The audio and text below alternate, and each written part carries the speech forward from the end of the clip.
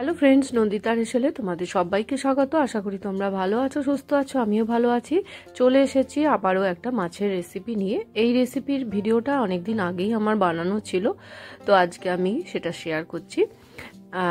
এই মাছটার নাম সরপুঁটি। খেতে অসাধারণ হয়, একটু কাটা হয় বটে, কিন্তু খুব টেস্টি হয়।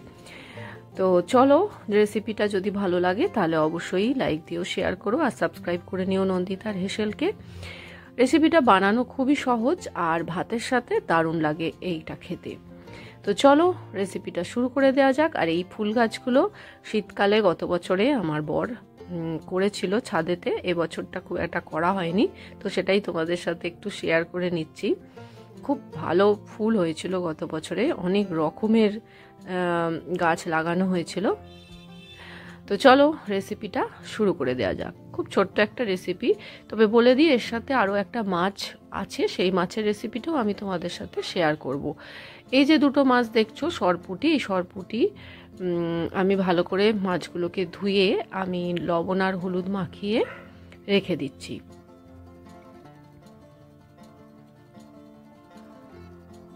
খুব একটা বাজারে এই মাছগুলো খুব বেশি দেখা যায় না, রেয়ার পাওয়া যায় আর কি।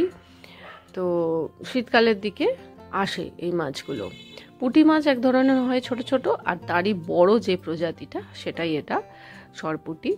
তো ভালো করে লবণ আর হলুদ মাখিয়ে আমি রেখে দিলাম। আর এখানে একটা মশলা করছি, খুব সিম্পল একটা মশলা। 2 রকমের সর্ষে, কালো আর সাদা, তার সাথে 4-5টা কাঁচা লঙ্কা আর 2 কোয়া মতন রসুন। রসুন দিলে কি হয়, এর একটা খুব সুন্দর ফ্লেভার আসে। মাছের যে মশলাটা আমরা রেডি করি মাছের ঝালের, সর্ষে বাটার, সেটার সাথে একটু যদি রসুন দিয়ে দাও তাহলে একটা খুব সুন্দর ফ্লেভার আসে। তো মশলাটাকে আমি খুব ভালো করে মিহি করে পেস্ট করে নিয়েছি। তারপর জল দিয়ে আমি একটুখানি জল মিশিয়ে নিয়ে এটা রেখে দেব, কারণ সর্ষে আমি একটু ছেঁকে ব্যবহার করি। তো জলটা দিয়ে আমি ভালো করে একটু মিশিয়ে এটাকে রেখে দেবো, তাহলে সর্ষের যে খোসাগুলো সেগুলো তলায় একদম থিতিয়ে যাবে। এর সাথে তোমরা পোস্তও বেটে দিতে পারো। আমি পোস্তটা আজকে আর দিলাম না। কড়াই বসিয়ে দিয়েছি, কড়াইতে বেশ কিছুটা দিয়ে দিলাম সর্ষের তেল। সর্ষের তেলটাকে গরম করে নেব। সর্ষের তেল বেশ ভালো করে গরম হলে এবার মাছগুলো আমি ছেড়ে দিচ্ছি। মাছগুলোকে খুব ভালো করে ভেজে নেব, এপিট ওপিট লাল লাল করে ভেজে নিচ্ছি।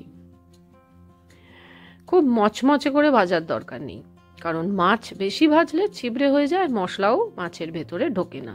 তো এই পর্যায়ে আমি মাছগুলোকে তুলে নেব। এবার আমি এর মধ্যে যে সর্ষে আর কাঁচা লঙ্কা রসুনের পেস্টটা করেছিলাম সেটারই জলটা কিন্তু আমি ছেঁকে দিলাম। আর তোমরা তেলেতে কালো জিরে ফোড়ন বা কাঁচা লঙ্কা ফোড়নও দিতে পারো। তো আমি আজকে ফোড়ন টোড়ন কিছু দিয়ে নি, একদম সিম্পলভাবে তৈরি করছি। দিয়ে দিলাম পরিমাণ মতন লবণ আর সামান্য একটু হলুদ গুঁড়ো, দিয়ে খুব ভালো করে ঝোলের সাথে মিশিয়ে নিচ্ছি। ঝোলটা একটু ফুটে উঠলে এবার ভেজে রাখা মাছগুলো এর মধ্যে ছেড়ে দিলাম। এবার কয়েক সেকেন্ড আমি মাছগুলোকে ঝোলের সাথে ফুটিয়ে নেব। সর্ষে দিয়ে যখন মাছ রান্না করা হবে তখন কিন্তু খুব বেশিক্ষণ ধরে ঝোলটা ফোটালে হবে না, তাহলে কিন্তু তিতো হয়ে যাবে। একটু অল্প একটু ফুটিয়ে নিয়ে আমি ওপর থেকে চেরা কাঁচা লঙ্কা দিয়ে দিলাম। তারপরে আমি ঠিক নাবানোর সময়, ঝোলটাও বেশ টেনে গেছে, এবার নাবানোর ঠিক আগে আমি একটু দিয়ে দিচ্ছি কাঁচা সর্ষের তেল। তো তৈরি হয়ে গেছে সরপুঁটি মাছের ঝাল। আর এটা একটু ঝাল ঝাল খেতেই বেশি ভালো লাগে, তাই তোমাদের ইচ্ছা মতন লঙ্কা ব্যবহার করবে। তো রেডি হয়ে গেল আজকের রেসিপি সরপুঁটি মাছের ঝাল। কেমন লাগলো অবশ্যই জানিও, ভালো লাগলে লাইক দিও, শেয়ার করো আর সাবস্ক্রাইব করে নিও নন্দিতার হেসেলকে। এটা অবশ্যই বানিয়ে খেও, দারুণ লাগে খেতে। আজকে এখানেই শেষ করছি, ধন্যবাদ।